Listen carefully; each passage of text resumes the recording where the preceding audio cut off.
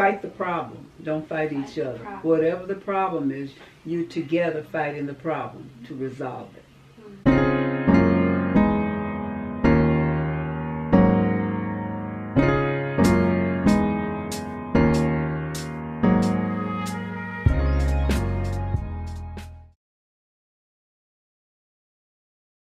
That's why I love having these conversations with you, so I can soak up as much wisdom as possible. Because I just feel like today a lot of couples have it wrong. Well, they don't. Neither one wants to give in. Nobody wants to admit they're wrong. And there's nothing wrong with being wrong. The wrong thing is that you won't admit you're wrong. Yes. And we're all human. We make mistakes, and accept that. You're no less of a person. No one is perfect. There's only one perfect person. That's, as you know, the Creator. Right. And He set it up so that we would go to Him for forgiveness. Yeah. And for help in prayer. Right. To help you get through things. And believe me, you have a conversation with God about some of these things. It works. And I want to talk to you about that now. It works. How big was God in your marriage with you? You know, well, we both were churchgoers. Actually, I have to take that back. I had not been going to church because I wasn't happy with my faith. Okay. My husband was Catholic, and I was Baptist. And I took Catholic instructions before I married him. Just what was required to marry a Catholic. And I did that. Knowing full well I was never going to be Catholic. Never had any intentions. But I didn't like the Baptist church either. But I knew about God, and I'd been brought up to love God and know who God was. Right. I taught Sunday school and went through all of that. But I didn't like the religion, how the people worshiped and the example they set. They set terrible examples for us young people. I don't want to go into the things we saw. But so when I decided to become Catholic, I decided on my own that I wanted to be. I took instructions through the mail. I found, I don't know where I got the information from, that you could take this correspondence course about the Catholic faith. And I did that. And then I decided I think I want to. No, before that, he invited me to go to church with him. Because I had told him not to bug me about going to church. Now, I'm not going to be Catholic. So he never did. But after our daughter was born, we had her baptized, because I agreed to do that. Because I knew that when she got to be an adult, she could do what she wanted anyway. So I agreed to that, and then he would take her to church as a baby in his arms. And I'm sitting at home like, something's wrong with this picture. My baby is at church with her dad, and I'm here. So I decided I better do something. That's when I took the correspondence course. And then I decided I'll take instructions from the priest. So I went to the priest and told him that I wanted to take instructions. But I said, I don't want my husband to know it. I want to surprise him. Yeah. So when I started taking instructions, because I had had the correspondence course, I had learned so much. The priest looked at me the second time I went. He said, why are you here? I said, what do you mean? He said, you know this stuff. Because he would bring up something, I would discuss it and go on and on. You know this stuff. You're ready to be baptized. You don't need this. I said, okay. So that's when I had to tell my husband, because I had to get a sponsor. Yeah. And of course he was thrilled to do that. So, but and that's when the faith came my faith became very strong, and I got very active in church, and always enjoyed it. And we both were always active in church. Yeah. And every women's group, men's group, he was in those, and all the things that we could do to work in the church. And we did. How big was prayer for you once you came to that foundation, because I know you said when you have conversations with God, it works. Oh, yeah. Really stand well, on that. Someone told me once, a priest, that's what prayer is, a conversation with exactly. God. So I guess that was big in my life, because I talk to God a lot even now, but I talk to God too as a younger person. Yeah. Because I think I got that from my mother, because my mother prayed a lot. She had a lot to pray for, that latest struggle, and got through life and brought us through. I don't know how, but God, yes, I do know how. God lifted her up constantly. So, yeah, prayer is important. And I saw a sign one time that said, prayer changes things. And I believe that's true. Yeah. But some people don't understand that God does answer prayer, but He may not answer it in the way you think. Yeah. You know, we said, "Thy will, not our will, be done, but Thy will be done." Yeah. When we pray, Our Father. Yeah. So we have to understand that it's part of growing and learning in your life what God is about, what Jesus Christ is about, what He taught us, and the whole thing about why He sent His Son in the first place. Yeah. Is to help us over these humps and help us to forgive and be forgiving. Yeah.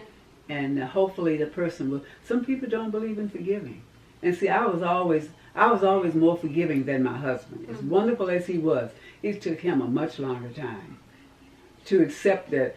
Okay, I'm wrong. I did it. I won't do it again. Yeah. Mumble, mumble, mumble, mumble, grumble, grumble, grumble. How long are you going to do this? Yeah. Mumble, mumble. But when he finally decided, then I said, "Oh, so now you want to be forgiving me? Oh, I don't need you anymore." That kind of playfulness. Yeah. We did a lot of that. Yeah. So, and then at times when I would get upset with him about something, and I remember even saying to him, "I wish you would get out of my house." He said, "What do you mean? This is my house too. I'm not going anywhere. If you don't want to be in a house with me, you go. I'm not going anywhere either." So we did this back and forth till we got tired. So then we forget about what we were arguing about. Yeah. So you have to have a lot of humor. That's the other thing. You have to learn how to laugh at yourself and at each other, and accept it as humor, not criticism.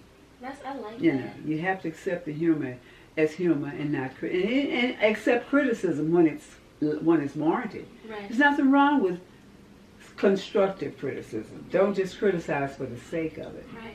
But if what you're saying is going to help somebody, and just say it to it. Just tell them, this is. Have you thought of doing it this way? I've seen it done this way or that. Because there's always more than one way to do everything. Of course. There's always more than one opinion. Right. That's correct. Right. So you just it's hard to know when you get to that point, and I don't even know when I got to this point of being able to do that.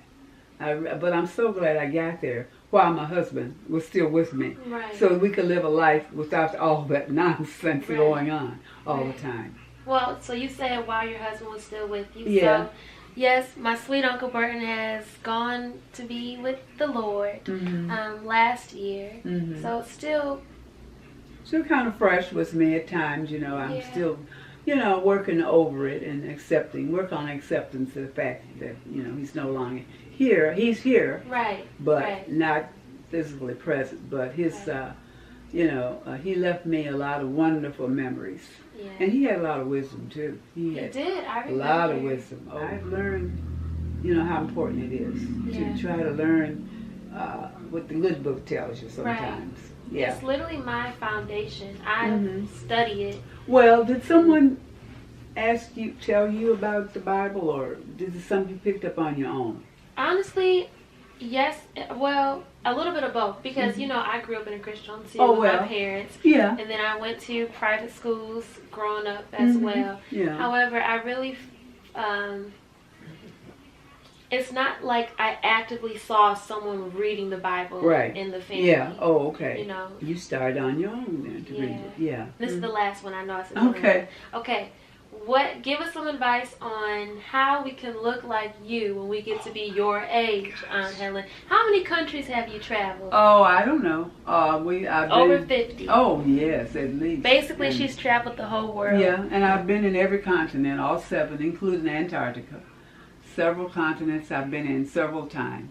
Well, how can we look like... Y'all won't believe her age. Can you say your age, Aunt Helen? I am now 86. 86, y'all. And I've won 86 wonderful years. Yeah. And what I try to do is be healthy as I can, follow the rules as I know them and as my doctors tell me, and health professionals, about the importance of exercise. She works out. And I do exercise. I go to hustle classes. And I've taken yoga. I finished my yoga class, and I'm planning on taking Tai Chi when they start it up there. And I've always learning. I'm always trying to learn more. I go to seminars and all kinds of training sessions. That there's so much available nowadays for seniors that are available. If you just go to them, there are things going on all the time. I signed up for something at least once a month. Some seminar on either on on diabetes, on heart disease, some disease, and so many of them run in my family. I'm trying to learn as much as I can about everything. So a lot of it is just reaffirming what I know, but it's good to do that sometimes too. So, but I do that, and I exercise, and I eat healthy most of the time. There are times when I deviate, but I do try to maintain a weight that matches, the body mass index. I try to keep that uneven keel. So, and you do that by, sometimes you have to give up something you want. Just don't eat it. Say, no, I can't eat that. And friends sometimes influence you. You just have to watch who your friends are. And I have many friends who are overweight. And they look at me and say, oh, Helen, I wish I could look like you. I said, no, you don't. Because if you wanted to, you would. Why you say that? I said, you know my habits. Just do what I do. And they know. Just do what I do. They know. Do what you see me do. Because I'm with some of them enough for them to see what. A lot of them say, oh, Helen, you eat so healthy. I said, well, you can start right there. These are people that eat fried foods. They eat constantly. They don't have 3 meals a day. They have 1 meal. That's all day. So that's 1 meal. They start in the morning. They end when they go to bed. And I said, you don't need all that food. So, and then to move your body. Don't sit, turn off the TV. Get active. You don't have to watch all those soap operas and things every day. For us, it's Netflix now. That's the biggest thing for us. Keep the body moving, because that's what's going. If you don't use it, you lose it. It's my philosophy. Well, thank you, Aunt Helen, for doing this video with me. You're most I appreciate welcome. it. I love her so much, y'all. I love her. I love God has given me the most wonderful nieces and nephews anybody ever had. I am so blessed. I thank my sisters and brothers every day for leaving them for me. I look up there and tell them that too. Thank y'all, brothers and sisters, for my nieces and nephews. Aww. And I'll take good care of them to the best of my ability. And you're doing it right now. And they are so precious. So that's the blessing. That's the blessing God gave me in exchange for taking away my brothers and sisters. So they gave me their children, which is wonderful. It's like we'll fight over you today because I'll say, oh, I got to call, or I just got off the phone on Helen. My dad's like, oh, I got to call her. And my grandma's like, I got to call her too. And then I jack and say, I talked to her. I'm like, I got to call her. Well, you guys just keep doing that. I love it. I love it. Just keep doing it. Well, thank you. I love it. And thank you. I love you Thank too. you. Love you, sweetie. Thank you. You're so beautiful. I am so proud of you. Well, I look like you. We're doing a sleepover tonight. I want to look like you. Yes. Thanks, Aunt Helen. You're welcome. That was good. Well, I really appreciate it. Well, I hope it was okay. It was great, Aunt Helen. All right. Now I can work on your project. Oh, which one? We'll start with the wreaths.